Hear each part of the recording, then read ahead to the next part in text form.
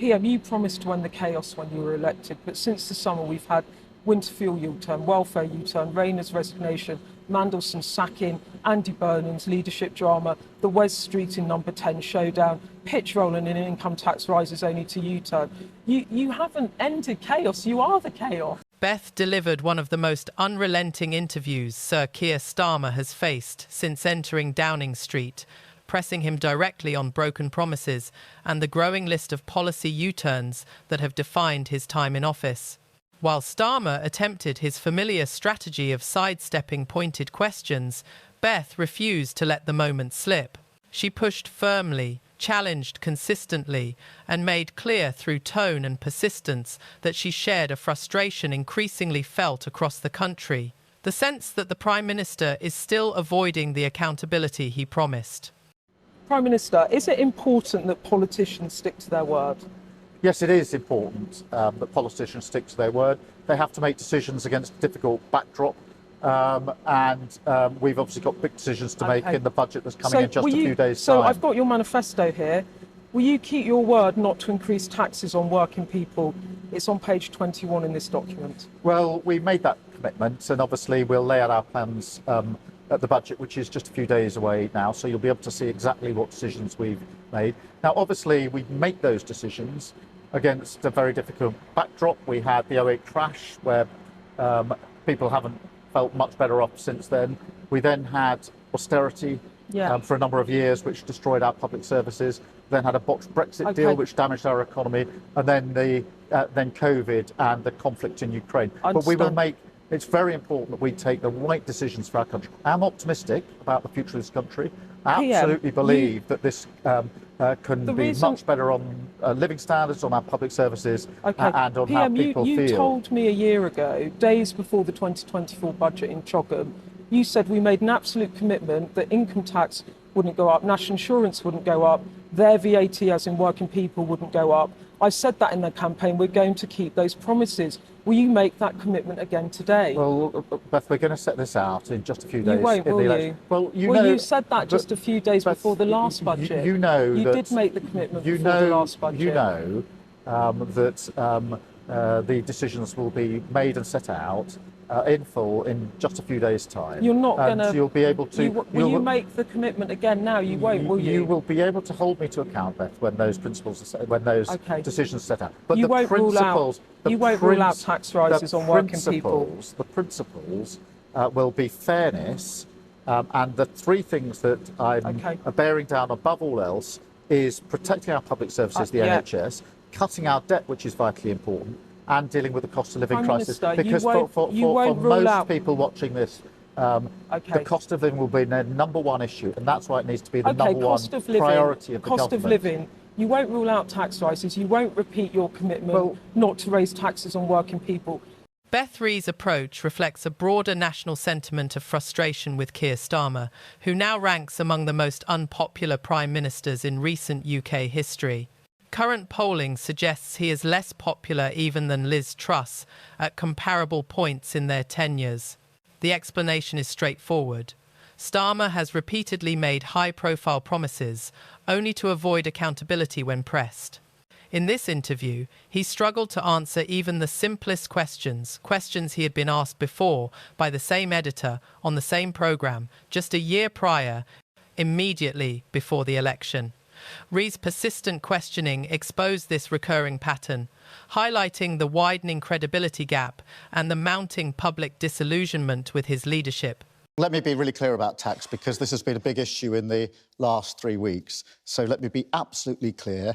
All of our plans are fully costed, fully funded. We will not raise tax on working people. That means no tax rises for income tax, for national insurance, for VAT. Our manifesto comes out tomorrow. It's a very forward-looking manifesto, but there's nothing in our manifesto that requires us to raise tax. You've swerved the top 5% of earners there. Nothing requires us to raise tax. And I tell you, I do want to... You're challenging me and I want to deal with this. I want to do things differently. I want to grow our economy. I accept that previous Labour leaders have sort of pulled the tax lever every single time and driven up spending. I want to grow our economy. The manifesto tomorrow will be a manifesto, a plan for wealth creation. Now, you may not hear a Labour leader say that very often, but for me, that is the most important thing. And therefore, I'm not going to do what other Labour leaders have done and be tempted to simply say every time we're going to pull the tax lever. We're not going to do that. Starmer's reversal on this issue was striking. One of Labour's most prominent campaign pledges has now been abandoned. Yet the state of the economy should not have come as a surprise. Signs of instability were clear during the election campaign, but the government's response suggested as if these challenges were only discovered after taking office.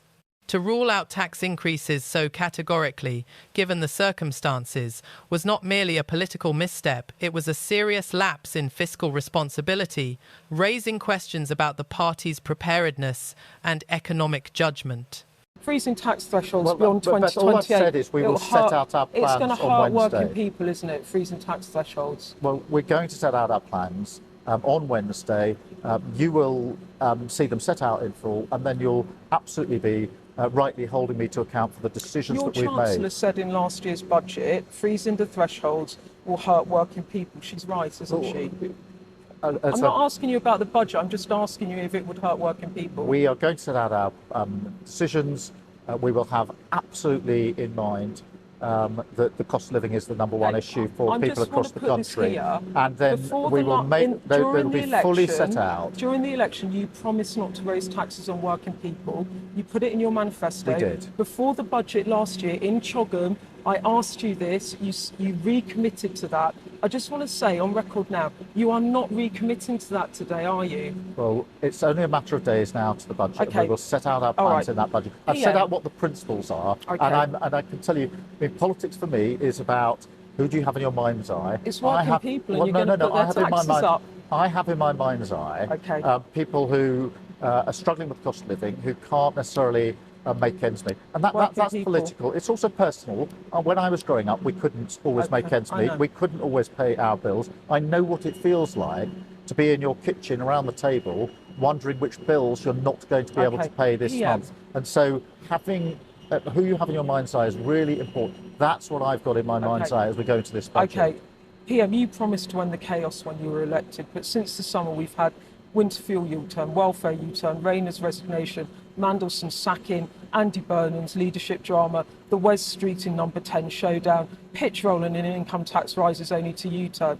You haven't ended chaos, you are the chaos. Look, every minute that we're not talking about the cost of living is a wasted minute. But the interview was unrelenting.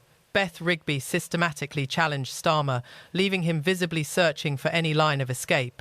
His attempts to deflect, to rely on rehearsed talking points, or to steer the conversation away from his record were entirely ineffective. Rigby consistently brought the focus back to the one area he cannot evade, his own broken promises. The dynamic was clear for once. The Prime Minister was forced to confront the accountability that has long eluded him. Chaos. But at the same time, we have delivered free childcare for children between 9 months and 4 years. That's a game changer for children when they're in their education and for parents. Only yesterday we were rolling out the extension of free breakfast clubs. We're freezing prescription charges. We're maintaining the cap on bus fares. So none of the stuff that I've just mentioned, that you're just going to gloss over that and not acknowledge that this is chaotic? No, I'm not. But I'm really conscious of the fact that what the majority of people want to know is, if my number one issue is paying the bills and making sure I can make ends meet, what are you doing about that? And that's why it's important for me to say these are the measures we're taking. Are you let me put it another way. Are you disappointed about what's been going on in your Downing Street since September? I think that every minute that we're not bearing down on the cost of living is a wasted minute, frankly, At this stage, Starmer's evasions have become painfully predictable. For over a year, he has relied on the same sidesteps, repeated talking points, and a consistent refusal to answer direct questions. If the government's performance were genuinely strong, one would expect him to highlight successes, to take visible credit. Yet he does not, because now, as the person in charge, he is confronted with the realities he once promised to resolve. The consequences of these unfulfilled commitments are poised to impact the very citizens he pledged to serve. and the indications suggest yet another setback for hard-working Britons.